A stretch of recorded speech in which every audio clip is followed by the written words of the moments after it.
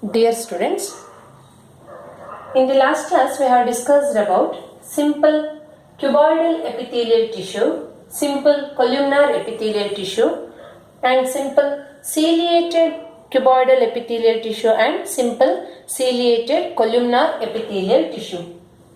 In this class, let us discuss about glandular epithelium.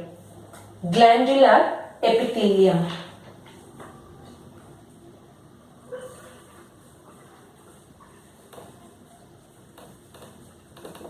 Glandular epithelium or glandular epithelial tissue.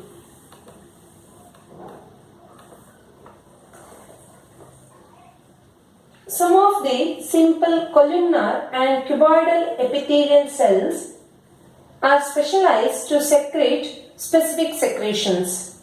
Some of the simple cuboidal epithelial tissues and simple columnar epithelial tissues are modified or they are specialized to secrete specific or particular secretions like mucus, enzymes, hormones, etc.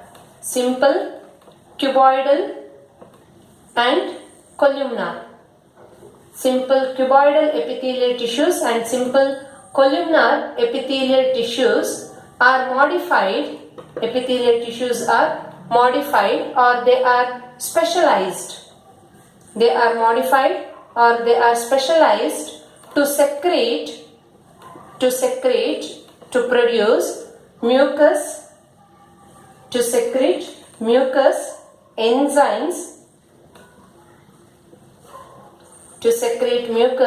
enzymes, hormones, etc. And they are called as glandular epithelial tissues.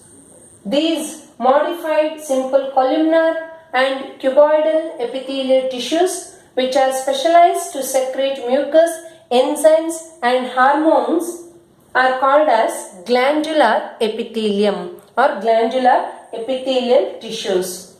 In case of glandular epithelial tissues or epithelium, there are two types. One is unicellular gland and another one is multicellular gland. Glandular epithelial tissues are classified into two types such as unicellular gland and multicellular gland. Unicellular gland and multicellular gland. Unicellular gland means it is the simplest gland. It is the simplest gland and it is made up of single cell. Uni means single. Uni means single. So it is made up of single cell. Unicellular gland is made up of single cell means only one cell. Only one cell itself functions as gland.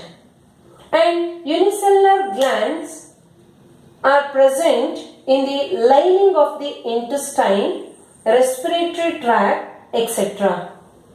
These unicellular glands are present in the lining of the intestine and lining of the respiratory tract. And this unicellular gland or the single cell is goblet shaped. It is goblet shaped and which secrete mucus are called as goblet cells. Goblet shaped cell which secrete mucus is the unicellular gland and that cell is called goblet cells. Goblet cell. Another one is multicellular gland. Multi means many. It is a gland made up of many cells. Multicellular gland means it's a gland made up of many cells. And multicellular glands may be made up of several layers of epithelial cells. It may be made up of several layers or many layers of epithelial cells. Here the epithelial cells gets folded. Epithelial cells gets folded and sinks into or dip or sinks into the underlying connective tissue.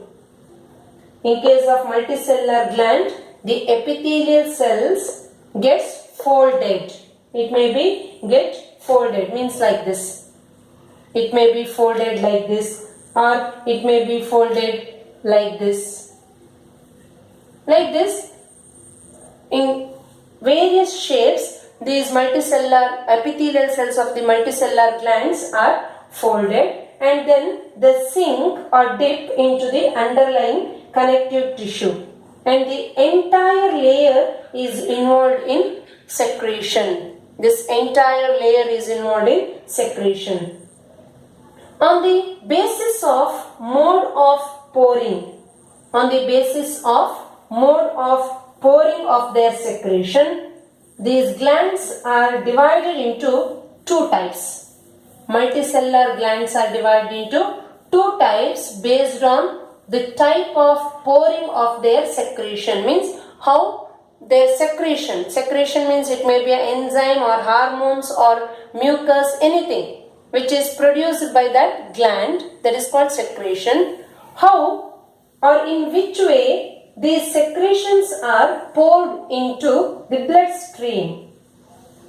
On the basis of mode of pouring of their secretion, these glands are classified into two types, such as exocrine gland and endocrine gland. Exocrine glands and endocrine glands. Based on mode of pouring of their secretion, glands are classified into two types, such as exocrine glands and endocrine glands. And differences between exocrine glands and endocrine glands, very important for 2 marks. Exocrine glands means these are the glands which secrete mucus, saliva, earwax, oil. These are the glands which secrete mucus, saliva, earwax, oil, milk or digestive enzymes and other products, and their secretions are released through ducts or these are released to tubes. Exocrine glands means these are the glands having ducts. For example, consider it's an exocrine gland, and here blood is present. This is blood. And the secretion or the mucus or saliva is secreted by the salivary gland. Saliva, mucus or earwax, milk, any digestive enzymes which are secreted by these glands. Consider these are digestive enzymes secreted by this gland. These secretions reach the blood through the duct. Duct means tube-like structure. Through the duct or through the help of tube, the secretion of the gland reaches the blood. They are called as exocrine glands. Glands having tubes or ducts are called exocrine gland. Examples for exocrine gland: salivary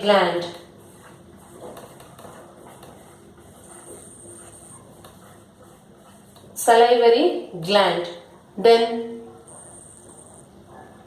intestinal gland, salivary gland, intestinal gland, then gastric gland, etc.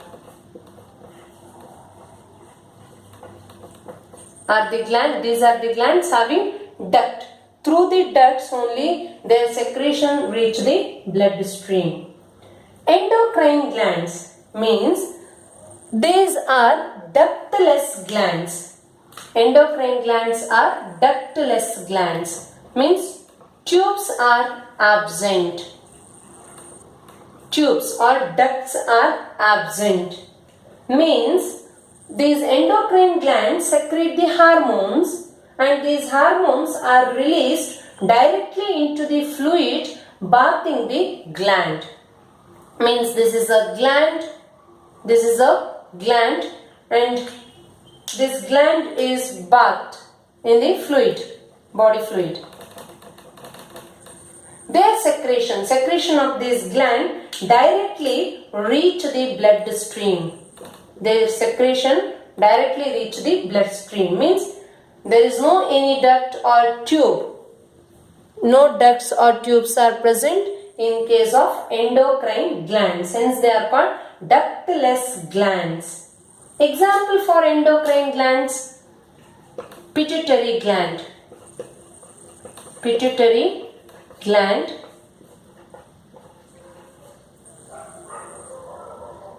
pituitary gland, then thyroid gland, etc.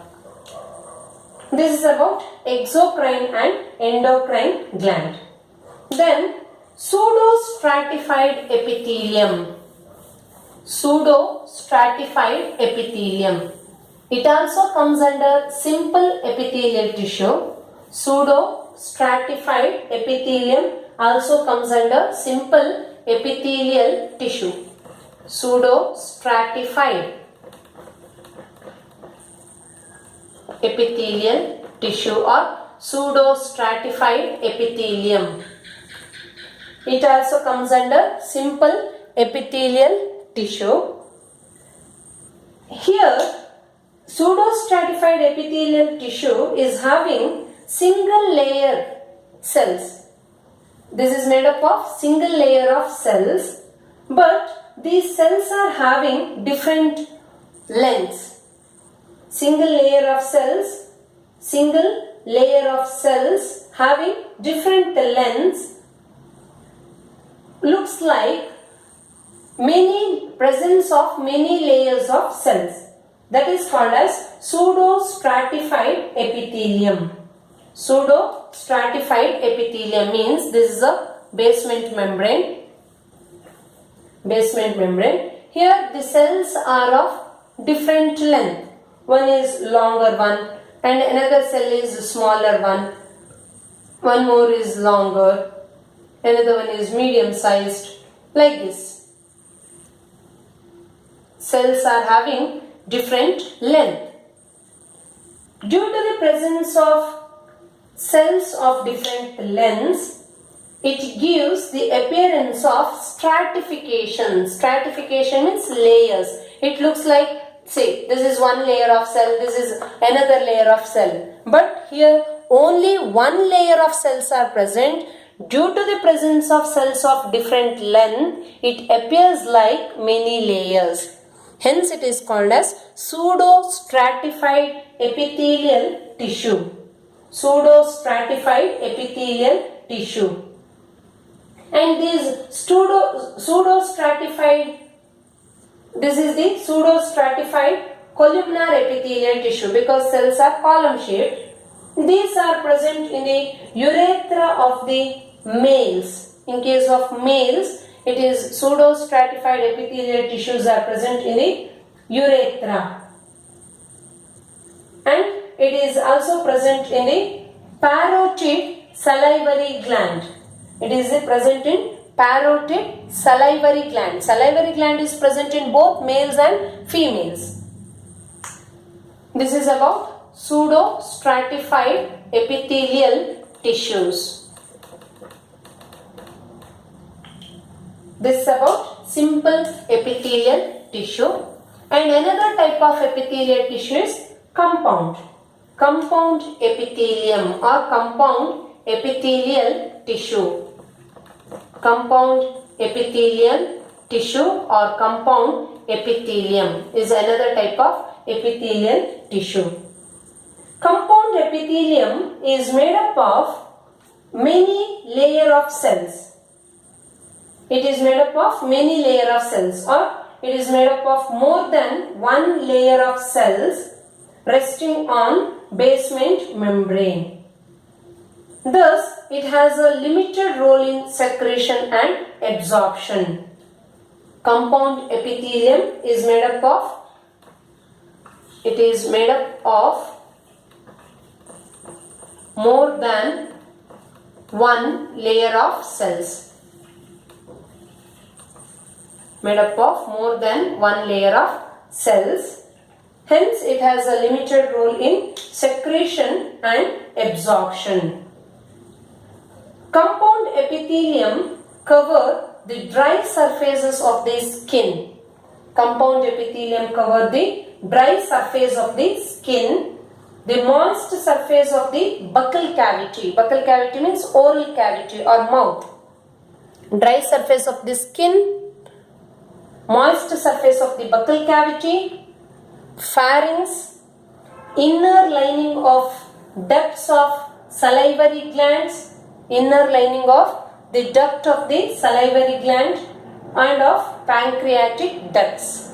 Inner lining of the pancreatic ducts are also covered by the compound epithelium. In case of animal tissues, mainly two types, compound epithelium and simple epithelium. These things we have discussed here. There are some specialized junctions in animal tissues. Specialized junctions are present.